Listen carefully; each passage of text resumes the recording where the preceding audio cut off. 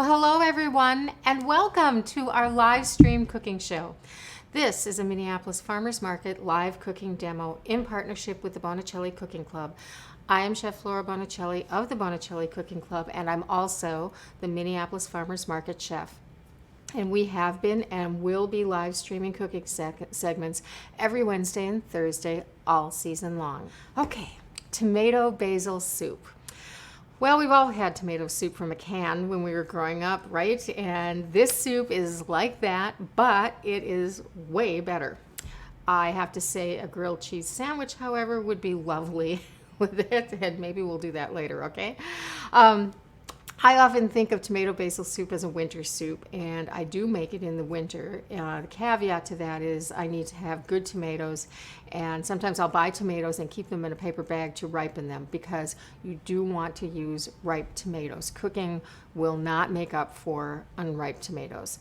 So this time of year, though, tomatoes are in season and they are ripe, fresh off the vine, and it just doesn't get better than that. So for me, making this soup is a must right now. In researching other tomato basil soup recipes, I found many recipes that called for seeding the tomatoes, which means taking the seeds out. And I think that a good portion of a tomato's flavor is in the gel surrounding the seeds, and they kind of all go together. So all of that stays in for this soup. The tomatoes are a mess to chop up, so I have a procedure for that which will help, and I will show you that when we get to them in the recipe. The tomatoes also need to be peeled, and more on that in a minute. We're going to show you a little video on that. So you'll notice that there are only a few ingredients in this soup. I mean, save salt and pepper, but major ingredients. And the hero, of course, is the tomatoes, being a tomato basil soup, and the basil. But a good stock is really essential. I use a chicken stock, generally homemade, and that provides a background for the flavorful tomatoes once cooked and pureed. And the red onion and garlic sauteed in the olive oil give it an absolutely beautiful flavor base. So let's get started with that base. And I have here a red onion, and I need 1.5 cups of that, I do believe. True? Okay, to get all this stuff chopped up before we put it in our pan. So I already mostly peeled the papery part off of this. And I'm just going to go stem to end right down the center. Okay, and let me just quickly grab this bowl and peel this off. I'm going to get a paring knife just to help me get underneath this. There we go. Peel off the papery part, and sometimes I can get by without having to take off that first layer. It just kind of depends on the onion. There we go. This one is sort of cooperating, not completely, but we'll get it. A little bit more. There we go. I'm just trying to not take off that whole layer if I don't have to. Okay. That looks good. A little bit more there. Good. Okay. Got it. As long as I'm struggling with that, I might as well do this one too. This one looks like it's going to be a little more friendly. Okay. Perfect. Okay. Then what I like to do is leave that stem end intact. Keep this half nice and solid there and do some cuts. Now, all of this is going to be sauteed for about 10 minutes, so it'll be fairly soft. And then we'll add in all of the ingredients, and it's going to cook for 40 minutes. Everything will be completely soft, and we're going to puree it. So I'm not going to be too worried about getting this to be really fine because it's all going to be pureed together in the end anyway. So there's that, and this bowl is about 1.5 cups. Measure if it's to the top. So I'm going to guess we're going to be a little bit over, but just about right. Then again, use a small knife for this if it's more comfortable. Just do cuts to the stem. That onion is powerful, so let's get through this quickly. That And then right down the side, and that just makes this into a nice dice. And when it gets close to my fingers, I flip it forward, finish it off like that, and flip it back. Okay. Again, that onion is so strong. So I'm happy to be done with that, and I'm going to set that at the end of my cutting board and far away from me. There, okay. So next I need 2 carrots. I actually have 3 here, and I'm going to peel these right into the bowl. There's kind of on the small side. These are from the market as well. I can tell they're nice and fresh. I can tell that because they're not dry at all. Okay. That one.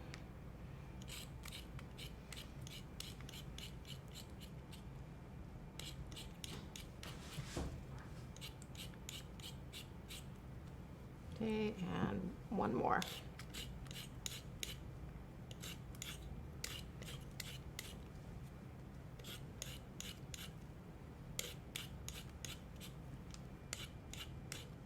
Okay, perfect. Now these, just get rid of any extra peel. I'm just going to slice these up.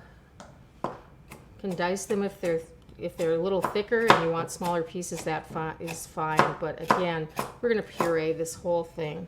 So let's just cut these ends off here.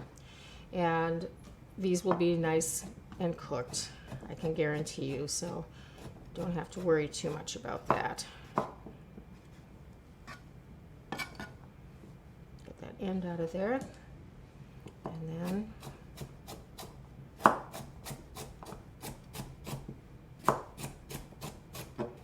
to the end and toss that.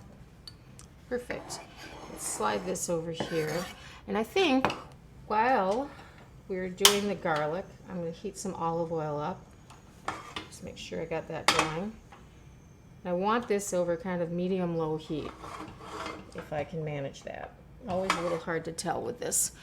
I'm going to saute all these vegetables together. And I'm saying 3 tablespoons of olive oil, and I'm just making sure I have this bottom of this pan very well coated. You can measure it, of course, if you want to.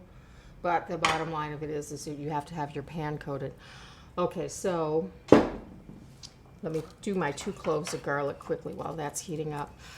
This is going to saute for 10 minutes, and my goal is, because I'm putting this garlic in with everything else, to keep the heat low, because if the garlic browns, it can get kind of acrid, and I want it to be cooked, but I'm not trying to brown this. I'm just trying to kind of sweat these vegetables, which means I want them to be clear. I want them to be cooked. That's really important, but I'm not trying to brown them.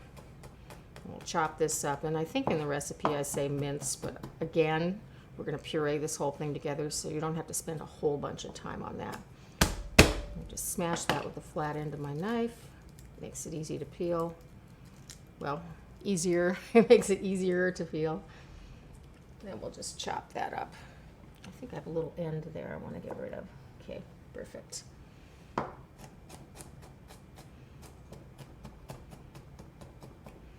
Okay, let's see how that oil is doing. It's hard for me to see how it's doing from here, but I can feel the heat coming up, so I'll turn this up just a little bit. Let's go ahead and, yeah, we're getting a little bit of a sizzle, so that's good. There goes my onion, and there goes my 2 cloves of garlic, and all of my carrot. Okay, let me just wipe this up. I've got some of that garlic stuck on my hand. All right, now we need 4 pounds of tomatoes, and that sounds like a lot of tomatoes. We picked these up this morning at the farmer's market. These, by the way, are from Untied, so if you do go to the Minneapolis farmer's market, they sell these beautiful, absolutely humongous tomatoes, and I use them for sauces and this type of thing all the time. They are so wonderful. Each tomato, see, I need 4 pounds. I have 4 tomatoes. That's how big these are. Each one of these weighs about a pound. So just perfect for what I'm doing, and I only have to deal with 4 of them. So we have to peel these, and we have a little video for you that we made. It's actually a part of the Cooking Club content. It's one of our quick win videos on how to peel tomatoes. We're going to run that right now, right? You're all set with that? And you can see how we peel tomatoes.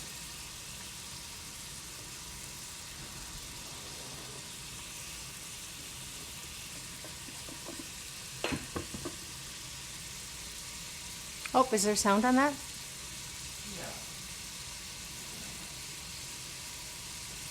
Yeah. Them with a vegetable peeler, you're right, but actually it's very simple to do.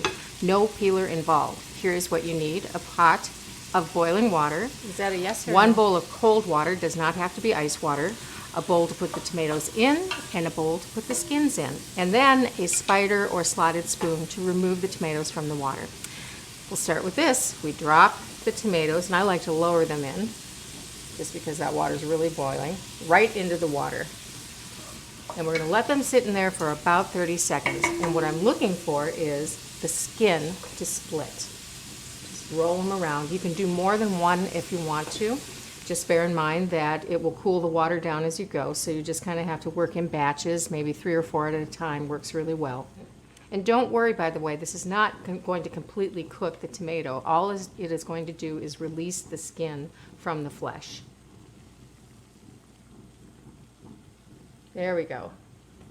You can see it has a nice split on it. Then right into our cold water, just to cool it off, and then I can just peel that skin right off into the water. Totally easy. Like that. Then I just take my skin, put it there. My tomato's all set. And that's a quick win on how to peel a tomato. Thanks for watching. And we're back, right? Oh, hello. Okay. So now you know how to peel tomatoes.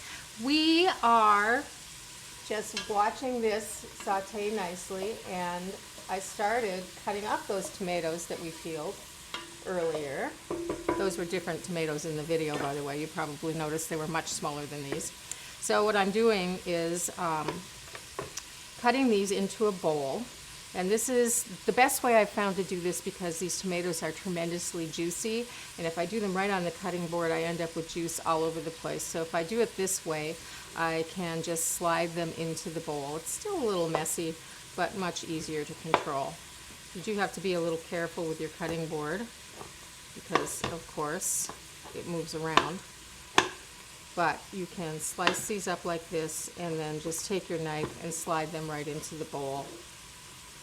Juice and all, because you want all of that juice. You're not draining anything, you're using absolutely everything. And again, like I was talking about before, I think a lot of the flavor of a tomato, and you can taste this if you decide to go that route, a lot of the flavor is in this gel stuff that's in the middle here. If you taste just this part or just the outer part, it's not that flavorful. So to me, you kind of need to have all of it, and certainly in this soup. And again, I'm not being really careful about the size of my cuts, because I'm going to puree this whole thing together. I just want to make sure that when it's simmering in the chicken stock, that it's small enough that it all kind of gets cooked through at the same time. And in 40 minutes, oh, turn the heat down? Thank you. I can't see the pot, but he can. Oh, I think we're still okay, so thank you.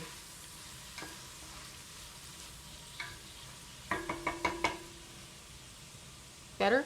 Yep. Okay.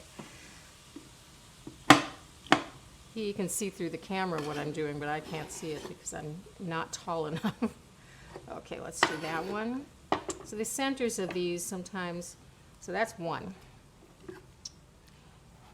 Centers of these, sometimes when you get, and this one not so much, but sometimes there'll be a little section right there that is harder. So did I accidentally turn that off? Sounds like it. It does, doesn't it? And I did. Okay, I'll give it another stir just to be safe. Okay, so anyway, if you get some hard pieces in there, usually around the stem, you can just cut those out. Sometimes those pieces will not puree. I'm getting this kind of full here on this side, so.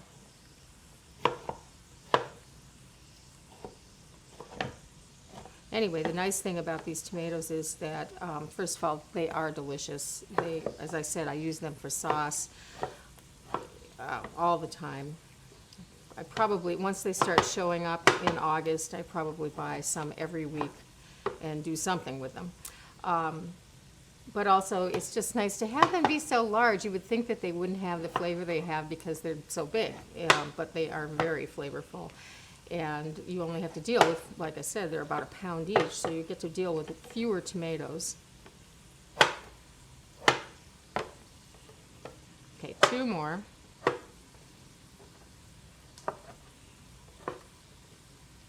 And I'm figuring by the time we get through these tomatoes, our 10 minutes will be up on this, so we can get everything else in. And everything doesn't have to go in at once, so we'll put the tomatoes in first and then just kind of finish up the rest of our ingredients as we go. Okay.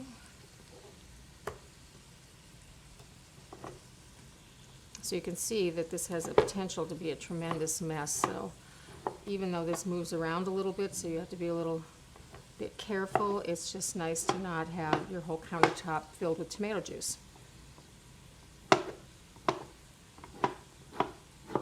Okay, and one more. And that has just a little something I don't like the looks of. We'll get rid of that. Okay, and this goes. All right, our final tomato guy. Then, you know, if you do want to go the route of not peeling your tomatoes, the reason I like to do it is because the peels never really go away. So even though you're pureeing it, you always have those pieces of tomato peels. And if you've ever put tomato peels, like peeled your tomatoes and put them in your garbage disposal, it's like a potato peel. It'll completely clog it up. They're actually quite strong, and they're hard. They don't puree completely, and I just don't like that consistency in the soup. That's why I added that as extra step. The other thing is that you could strain the soup to get the peels out, but you know, that's just as much work, in my opinion, to strain hot soup as it is to peel the tomatoes. So either way, you're going to have a step. So this is the step that I opt for. Okay, this is really full. That's a lot of tomato. Okay, made it through that, and all of my juice is in the bowl where I want it. Okay, let me just set this stuff back here. Let's give these another stir. And let's just dump our tomatoes right into our pot. I think that's been a good 10 minutes, and everything looks like it's sauteed nicely. Okay. Stir these up.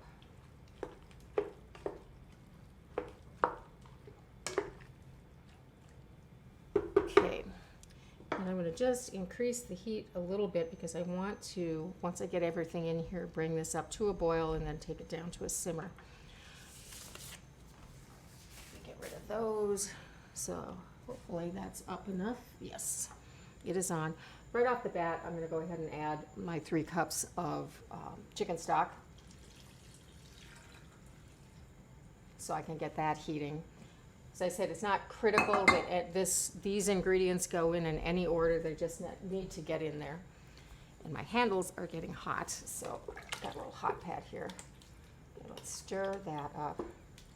Great, and now I can let this come up to a boil, and I don't have to worry about it. There's enough liquid in there while I get everything else together. So next, I need some sugar, and this is a 1.5 tablespoons of sugar and a tablespoon of double concentrated tomato paste, which I love because it comes in a tube, and I never measure it. I just guess, and I'm saying a tablespoon. There we go. That's just going to give the whole soup a little bit of oomph in the tomato flavor. Ties everything together nicely, and let's stir that in.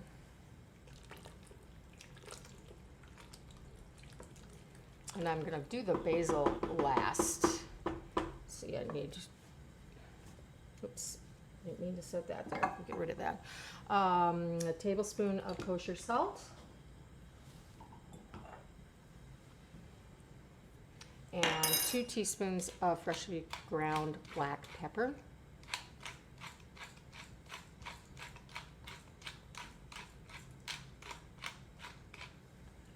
A little bit more.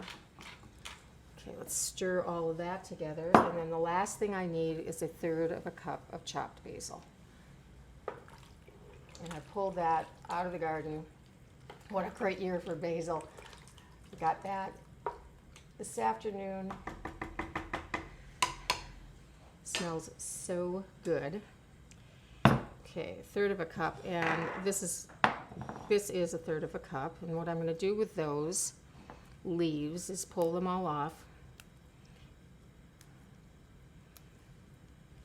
And in this case, I do leaves only. Sometimes I'll chop stems in. Even though we are pureeing this, I just want to make sure I have leaves only. Just to be on the safe side, so I don't end up with any stems floating around in my soup in case they don't get pureed or soften up properly. So I'm just stacking them up, and I'm going to just line them up, and I want to save a little garnish here, so let's pull that off to the side.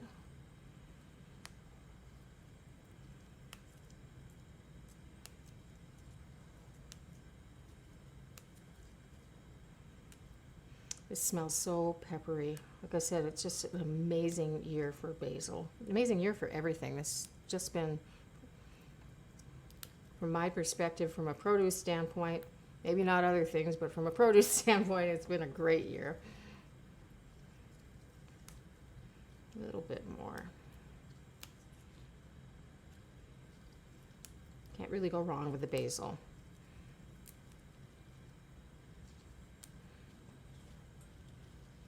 Okay, and where did I set my knife back here? Okay, let me just wipe this off. Okay, again, I'm looking for a rough chop, and I've got quite a mound here. Just have them stacked up so I can run my knife right through them. Just keep my fingers curved back. And that is all I am going to do. Okay, I said about 1/3 of a cup, and that is going to be just fine. Okay, all of this goes into the pot. And then we just stir it up. What I'm going to do, and I won't do this right now just because it will take too long, I would bring this up to a boil, and then I would lower that to a simmer, and I would let it simmer uncovered for 40 minutes, and that is going to get all of those flavors to meld together, and it is going to soften, of course, all of the vegetables, especially the carrot, and then at the end of that, it will get darker, and you'll see that in a second because I already did one. It'll get darker, and it'll be ready to puree. Everything will be completely soft. Okay, let me just go grab that.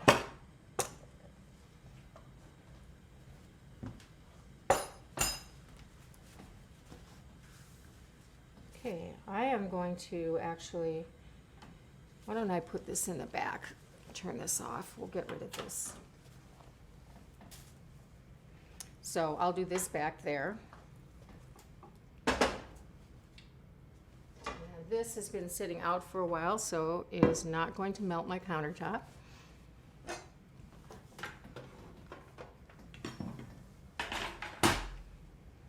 And you can see, still have my chunks of carrot, my tomatoes, which were chopped about the same way that, they were chopped the same way that I did the other ones. They were kind of large, but they have really cooked down quite a bit. And you can see that the basil is cooked as well. The carrot is completely soft. You can't really see the red onion anymore, but I like using red onion in this recipe because it does have a distinctive flavor to it. You could substitute yellow onion if you wanted to. Okay, can you see this all right, Mark? Yeah, you can move the garbage out of the way. Oh. This one? Yeah. This one, okay. Mark does not like my garbage bowls, but I have to have one. Okay, so if you don't have an immersion blender, these things are a godsend. Because ordinarily I would be dealing with hot soup. I can put this right by the stove, puree my soup right on the stove. I just turn off the burner, do it while it's hot, and finish it off. It's so easy. Have a high speed. You just have to make sure you keep it in the liquid so it doesn't splatter. Other things that I use an immersion blender for, and I sure hope everyone can hear me okay. I use them for dressings all the time. They emulsify beautifully. It's a quick way to do this type of thing, as I said, but for dressings, beating eggs. It's just so fast to beat your eggs with one of these as opposed to a whisk. So I literally use mine probably 10 times a week for a variety of things. Okay, so that is that. And then we're going to just finish this off with 3/4 of a cup of heavy cream. You don't have to do this. You don't have to use the cream. This soup is delicious without it. But the cream does round out the flavor, changes the color, of course. It makes it a little more of an orange color. Also, cream has a high fat content, and that just helps carry the flavor of the tomatoes and everything else, the basil, and rounds it out really, really nicely.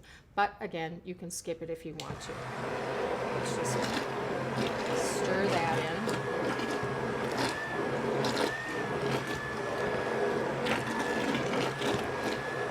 Isn't that a pretty color? Another thing you could do is use less cream if you wanted to. That is totally good. And now I have a little bit of a plan of what I'm going to do with this. I'm going to put this over here in this bowl. By the way, if you buy one of these, and I've owned and... Oh, is that going to stay in there? Okay, good. Okay. I've owned, I don't know, 4 of these, 5 of these immersion blenders, and we've tried a number of different kinds. Buy one that has a cord. They're harder to handle because you have to deal with the cord, but they just have more power, and the more power, the better they are. So just, I really wanted a cordless one to work, but the batteries don't last, and they just don't have enough power to really work through anything that has any like a gazpacho or something like that has some heft to it. They don't have enough power to do it. Okay, let's plate this, and if you want to hit me with some questions while I'm doing that, that would be good. When you're using the tomato paste, you said it was double concentrate. What is that?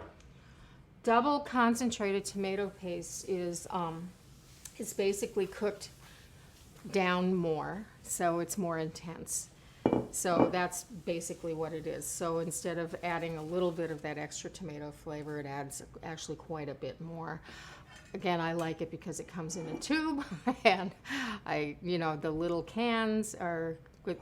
No, Am I moving? Yeah, so I can get it in the sideboard. Yeah, there we go. That good? Okay. Comes in a tube, which I think is really handy. I just keep it in the fridge and pull it out when I need it. And, when you have the little cans, you open the little can and then you use 2 tablespoons of it, and then you have to figure out what to do with it. And you can freeze it in an ice cube tray or something like that, or a little container, but you forget about it and you never use it again. So this is just, I love the fact that it comes that way. Isn't that a beautiful color? So that's what I have to say about double concentrate tomato paste. Does this freeze well? The soup, yes, the soup freezes very, very well. It sometimes will separate a little bit, but once you heat it, it goes right back together. And if you did have any problem with that, take out your immersion blender and just give it a quick buzz with that, and it'll go right back together. I'm going to finish this with just a little drizzle of olive oil. You could do pesto, You can do croutons, whatever you feel like. And let's do a little basil. Okay, any other questions? Describe ripening tomatoes again. How you do it? Oh yeah, I did say something about that, didn't I? Oops, I got some tomatoes. Okay. When in winter, when I buy, I usually buy vine-on tomatoes. There's a Minnesota company that grows them hydroponically here, so I can feel good about buying local. That's nice. I take them home and I put them in a paper bag and set them on the counter, and in a day or two the gases that are released work on ripening the tomatoes, just like you would with a pear or any piece of fruit that you wanted to, a tomato technically being a fruit, that will help ripen it.